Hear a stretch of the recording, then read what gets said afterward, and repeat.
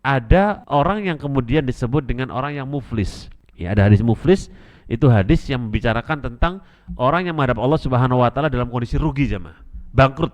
Padahal ini orang membawa amal sholat, sedekah, puasa, haji. Dia amal-amal besar dia bawa semua, amal utama. Tapi dia bangkrut jemaah sekalian. Kenapa? Satama hada wa dolama hada fa akhadha mala bihada.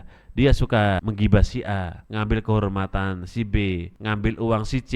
Akhirnya orang-orang yang diambil dari dolimi ini nanti di hadapan Allah dia protes, minta keadilan.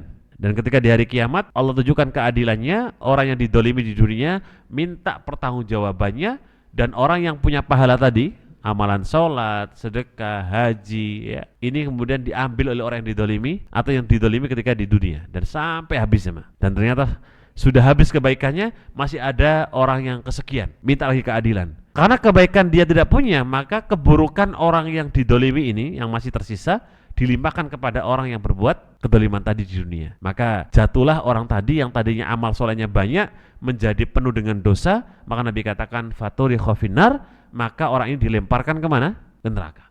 Jadi jangan dianggap sepele. Bisa jadi mungkin kita menganggap sudah ahli sholat, ahli sedekah, mungkin ahli umroh, ahli haji, ahli ibadah semua. Tapi ternyata suka mendolimi orang, menyakiti orang, ya, mengambil kehormatannya si A, suka menuduh, suka mendolimi, suka kemudian adu domba. Ini bahaya jemaah.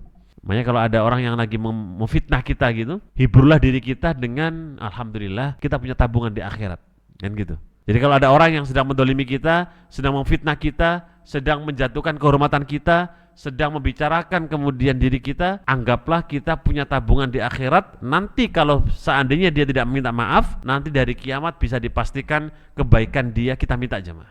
Ya, makanya Masya Allah ya. Sebenarnya orang kalau dituduh itu di sisi lain ya. Memang kalau di dunia, biasanya dia dituduh, difitnah, kemudian dia terpojok, akhirnya masuk penjara misalnya. Karena mungkin tuduhan dan macam-macam itu. Akhirnya dia masuk penjara bertahun-tahun, padahal dia nggak salah. Dia benar tuh. Wah itu Masya Allah ya, ladang pahala di hari kiamat luar biasa jemaah. Jadi kalau ada orang seperti ini, dia ikhlas, ridho, tidak balas, tidak dendam, maka ladang nanti di yaumul kiamah luar biasa. Karena dia akan panen semua. Jadi orang yang berbuat kedoliman kepada dia, maka di akhirat cuma ada dua kemungkinan. Kebaikan dia yang kita ambil, atau keburukan kita yang kita berikan ke dia. Itu sama-sama positif ya, sama-sama diuntungkan kita. Makanya kasus seperti ijazah palsu itu menarik untuk diikuti ya. Kira-kira siapa yang benar, kira-kira siapa yang bohong, ya Allah yang maha tahu, sudah gitu aja. Kalau si A yang bohong atau si B yang bohong, ya udah. Nah itu salah satu kedua belah pihak ini nanti kalau sampai nggak selesai di dunia, maka akan panen di hari kiamat. Dan hari ini Masya Allah ya, fitnah media ini luar biasa jemaah. Ya, kalau nggak hati-hati benar, banyak kita ini akan terjerumus ke fitnah terkait dengan fitnah media. Ya, makanya kalau sekedar ingin tahu ya secukupnya saja.